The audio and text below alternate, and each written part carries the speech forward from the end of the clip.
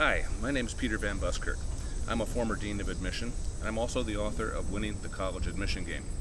Today I would like to talk with you about an important element of the college admission process. We are now in late August.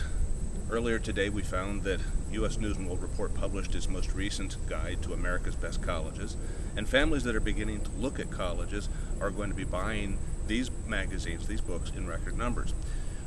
As you consider this purchase, I would like to offer some tips for you in interpreting college rankings. College rankings seem to be a shortcut, seem to be an opportunity for families to find out how to identify colleges that are going to be best for their students. However, there are a lot of pitfalls in using college rankings. So I'd like to share with you 4 tips that you can use in interpreting the college rankings. First of all, use the rankings as a guide, not the gospel. Good heavens, there are a lot of great articles in the magazine, things that you ought to be reading, but don't become distracted by the numbers. The numbers are created by something that is less than perfect science. U.S. News & World Report has a methodology or formula that it uses to collect information from colleges and universities, plugs the information into the formula, and the formula theoretically tells us which college is number 1, number 2, etc. The fact is, the information is coming from colleges, which is not bad. However, colleges will probably do what they can to make sure the information they provide reflects well on them. Besides, each college and university has a different culture, a different orientation to teaching, to undergraduate education, and it's going to be hard to objectively compare them all with one ranking. So use this ranking system as a guide, not the gospel. Number 2, don't obsess on a number. The first thing you'll want to do when you get the guide is open the book up and you want to see which schools rank 1st, 2nd, 3rd, etc. The reality is that there isn't any real number 1 school in the country. It is impossible to objectively measure an institution in that way.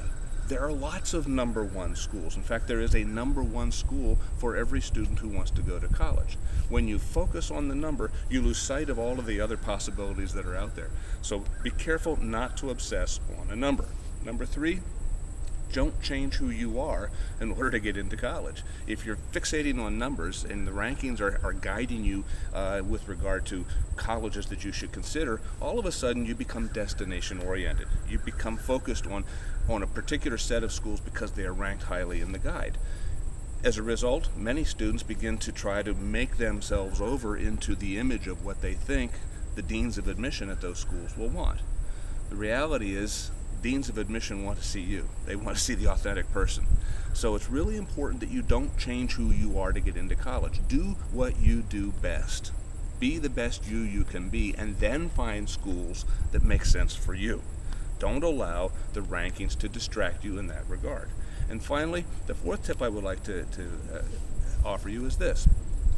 There are 3 W's that really sit at the center of the student-centered, not destination-oriented, but the student-centered college-going process. 3 W's are these. Who are you? Why do you want to go to college? What do you want to get out of your college experience? If you have begun to identify schools through the rankings or other means, if you've begun to identify schools on your list without asking yourself these questions, there's a very good chance that you're going to be heading down a very difficult road. I talked with a young man recently who had an impressive list of schools. I asked him where he had come up with the list, and he said the ranking guides. I asked him, why do you want to go to college? What is it that you want to get out of the college experience?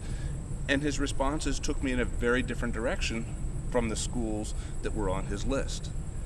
In order to do this well, in order to put yourself on a college campus that will be productive for you for 4 years, you need to be student-centered. Rankings can be incredibly distracting in this process. Read the magazine for the articles, but let the rankings go. The most important thing you can do in the next couple of months, if you're a senior in particular, is focus on becoming student-centered. Finally, I'd love to continue to have conversation with you about college planning. You can reach me at theadmissiongame.com. You can reach me at my email address, peter@theadmissiongame.com. And I'd certainly be delighted if you picked up a copy of the book, Winning the College Admission Game. This is an exciting time in your lives, very important decisions to be made, and I'm happy to help you in any way that I can. Good luck.